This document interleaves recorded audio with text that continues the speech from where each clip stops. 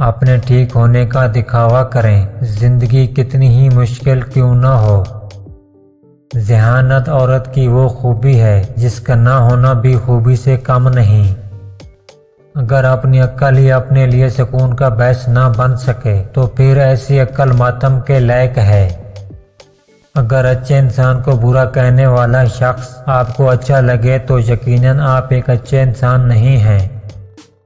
ہم ایک ایسی غلام قوم کا حصہ ہیں جو کہ پچھلے 70 سال سے آزادی کی ایکٹنگ کر رہی ہے۔ قدر تو وہی ہوتی ہے جو کسی کی موجودگی میں ہو، کسی کے بعد تو پچھتاوا ہوتا ہے۔ لفظوں کی جنگ میں فتح کسی بھی فریق کی ہو، شہید ہمیشہ سچائی ہوتی ہے۔ حکمت تجربے کی بیٹی ہے۔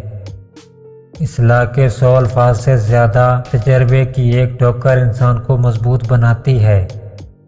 مفاد پرست اور کم ظرف لوگ انقلاب میں حصہ نہیں لیتے۔ خاموشی ایک مختلف انداز سے دی گئی دلیل کا نام ہے۔ منافق شخص ہر بھیڑیے کے ساتھ مل کر شکار کرتا ہے اور پھر ہر چرواہے کے ساتھ بیٹھ کر آنسو بھی بہاتا ہے۔ رات سب کی ایک ہی ہوتی ہے، بس اندھیرے اپنے اپنے ہوتے ہیں۔